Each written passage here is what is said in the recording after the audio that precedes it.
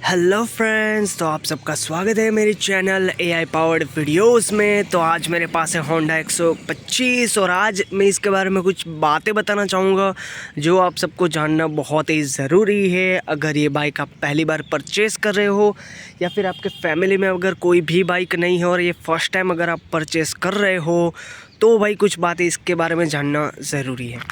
First of all, इसके अगर tank की बात करूँ तो ये मेटल का है पूरा, ठीक है। इसके जो ग्राफिक्स या फिर डिज़ाइन हम जो कहेंगे ना, इसको मस्कुलर लुक देते हैं, ये फैब्रिक के है। सब कुछ जो भी यहाँ पे मटेरियल लगा है, ये यहाँ पे ये जो गार्ड लगा हुआ है ये भी फैब्रिक का है, प्लस ये भी फैब्रिक का है, ये भी फैब्रिक का है।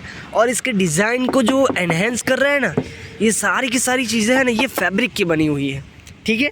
अब इंजन जो गार्ड कहते हैं ना, जिसको इंजन गार्ड, वो भी यहाँ पे मैं आपको दिखा देता हूँ, ये भी फैब्रिक का है।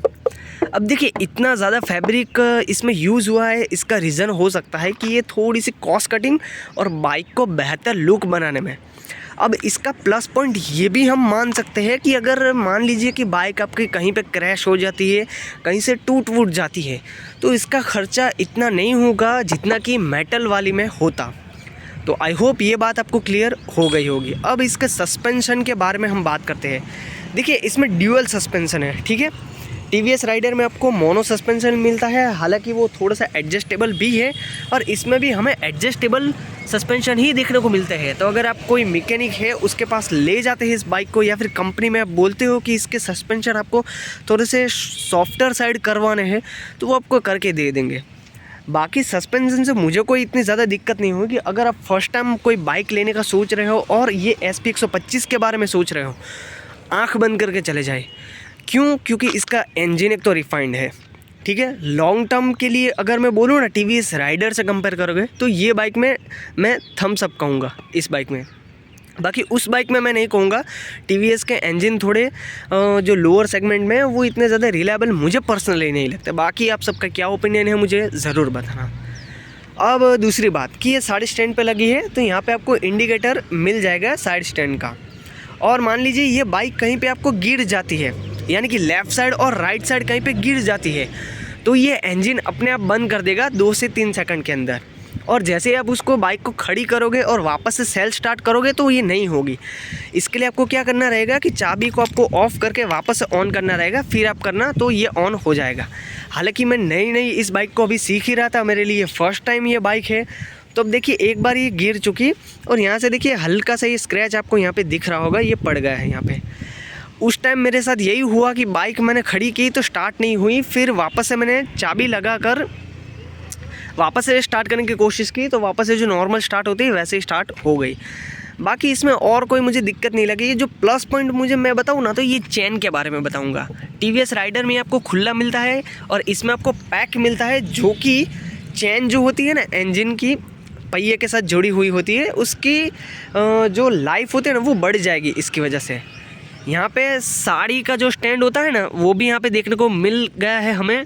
कंपनी ने अच्छी तरीके से फिट करके दिया है। बाकी देखिए, बिल्ड क्वालिटी की बात करूँ ना, तो 100 में से मैं 95 इस बाइक को दूंगा। और TVS राइडर की बात करूँ ना, तो TVS राइडर को मैं 80-85 दूंगा। तो उसके कंपैरिजन में भाई ये बाइक मुझे अच्छी लगी, बिल्ड क्वालिटी में भी। और हाँ, सीट के बारे में मैं अगर आपको बता दूँ तो सीट आप चेंज करवा लेना, ये थोड़ी सी हार्डर साइड मुझे लगती है।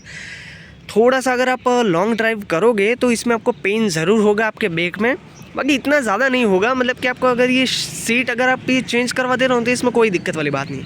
बाकी ये जो है ना मेटल का मिलता है ये वाला, ठीक है। यहाँ पे हमें LED वाला ही मिलता है। हालांकि ये जो मुझे थोड़ी सी दिक्कत लगी कि ये देखिए, ये कुछ ज़्यादा ही मतलब कि यहाँ से ये होने स्टार्ट हो गए हैं मेरे यहाँ से। ये गिरने की वजह से शायद हुआ हो, ऐसा मुझे लगता है। बाकी आप मुझे बताना कि ये जो साइड बम्प होते हैं, साइड बल्ब, वो किस क्वालिटी के आपको लग रहे हैं। मुझे थोड़े से ये लो क्वालिटी के लगे हैं। ओवरऑल बाइक की अगर मैं बात करूं तो ये बाइक मुझे पड़ी है 1,10,000 के समथिंग, और इस सेगमेंट में ये one of the best bike है अभी तक, ठीक है। और मतलब कि मुझे थोड़ा सा ऐसा लगा था कि इसके जो टायर है ना वो काफ़ी ज़्यादा नैरो है। तो कंपनी ने क्या किया, 2023 में जो मॉडल निकला है उसमें 100 के टायर पीछे का देने स्टार्ट कर दिया है। आगे का वही सेम 80 सेक्शन का टायर है। बाकी जो पीछे लीन करने का कॉन्फिडेंस आता है ना, वो मुझे इस बाइक में अब बढ़ गया है। पीछे का टायर जो है वो थोड़ा सा ब्रॉड कर दिया है। बाकी लुक मुझे बताना, ये द बेस्ट कलर है इसका। और इसके ग्राफिक्स देखिए, यहाँ पे कुछ भी चेंजेस नहीं है। अगर आप नॉर्मल वाला वेरिएंट लेते हो तो उसमें आपको ये जो ऑरेंज वाली पट्टी दिख रही है ना, बस वो नहीं दिखेगी व्हील के अराउंड। बाकी और कोई भी चेंज नहीं है। और एक हाँ कलर का चेंज है कि यहाँ पे मुझे ग्रेइश शाइनी कलर देखने को मिलता है। ग्राफिक्स इसके एज इट इज़ है जो नॉर्मल वाली बाइक में आते हैं। स्पोर्ट्स एडिशन के नाम पे बस हमें ये ऑरेंज वाली पट्टी ही दी गई है और कुछ भी चेंज नहीं है। अब एक बार वापस से आपको मैं इंजन का साउंड सुना देता हूँ। यहाँ पे देख लीजिए, बाइक न्यूट्रल में लगी हुई है और ये मैंने स्टार्ट कर दी है बाइक।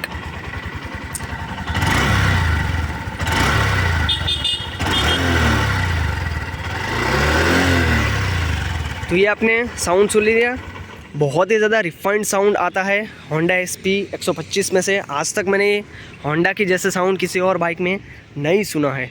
अब मैं मीटर की बात करता हूँ तो मीटर आपको डिजिटल मिलता है लेकिन ब्लूटूथ कनेक्टिविटी नहीं मिलती है। देखिए प्रैक्टिकल में बात करूँ ना TVS राइडर और इसकी, तो भाई प्रैक्टिकली मैं ब्लूटूथ का इस्तेमाल नहीं करता हूँ। मैं कहीं पे थोड़ी सी सेफ जगह पे अपनी बाइक को रोक लेता हूँ और अपना फ़ोन निकल कर जो भी मुझे कुछ करना होता है वो कर लेता हूँ।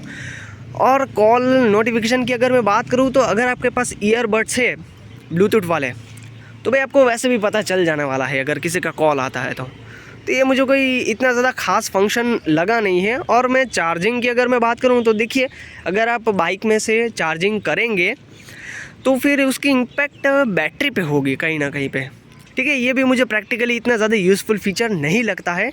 तो मेरे लिए जो भी यूज़फुल फीचर्स इसमें लगे ना, वो सारे के सारे 100% इसमें कवर हो जाते हैं। बस एक ही बात का मुझे अफसोस था कि जो मोनो सस्पेंशन की जगह अगर इसमें ड्यूअल सस्पेंशन की जगह अगर इसमें भी SP 160 की तरह अगर मोनो सस्पेंशन दिया होता ना, तो भाई ये कम्यूटर कहलाती ही नहीं। बता रहा हूँ मैं, इतनी ज़्यादा मस्कुलर लुक से आगे की ओर से देखोगे ना तो स्पोर्ट्स बाइक ही लगती है, कहीं ना कहीं वो वाली फील देता है हमें। बाकी अगर आप ये फर्स्ट टाइम ले रहे हो तो बाइक बिंदास ले लीजिए। अगर आप दूसरी ले रहे हो तो आपको कंसिडर करना है कि आपने कौन सी सीसी की बाइक चलाई हुई है। 100 से अगर आप कंपेयर करोगे काफ़ी ज़्यादा पावर मिलने वाली है आपको। और 150 सीसी से आप अगर नीचे आ रहे हो तो थोड़ा सा आपको हल्का सा लगेगा। बाकी अगर 150 सीसी से नीचे आ रहे हो ना तो भाई इसको भगाने में आपको और भी ज़्यादा मज़ा आने वाला है। तो आई होप सब कुछ मैंने क्लियर कर दिया। वापस अगेन मैं बता देता हूँ, यहाँ पे एवरेज देख लीजिए 66 की बता रहा है अभी। रेंज बता रहा है कि यानी कि 2 पॉइंट पेट्रोल इसमें है और इसमें इसकी जो रेंज है 118 बता रहा है। और ट्रिप की बात करूँ तो टोटल अभी तक 213 बाइक चल चुकी है, ठीक है। तो ये था पूरा ओवरऑल रिव्यू इसके बारे में। और TVS राइडर वालों, अगर आप कंफ्यूज हो रहे हो तो भाई याद रखिए कि आपके लिए अगर बजट ज़्यादा इम्पोर्टेंट है, बजट के साथ साथ रिफाइनमेंट और लॉन्ग लायबिलिटी जो बाइक कंपनी की होती है उसके साथ जाना चाहते हो तो भाई होंडा SP 125।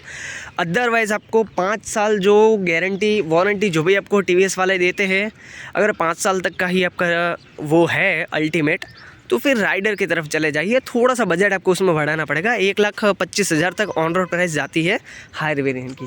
बाकी ये वाला भी जो मॉडल है वो हायर वेरिएंट वाला है। इसमें भी हमें अब डिस्क ब्रेक ही मिलता है, देख लीजिए पीछे। और पीछे की साइड अगर मैं रेयर की बात करूँ तो उसमें भी हमें ड्रम ब्रेक मिलता है। और ये वाली जो हम प्रेस करते हैं ना, ये वाली, तो थोड़ा सा पोर्शन आगे भी लग जाता है इसमें। ये मैंने महसूस किया हुआ है। तो बताना मुझे कमेंट करके आपको कैसा लगा इसका रिव्यू।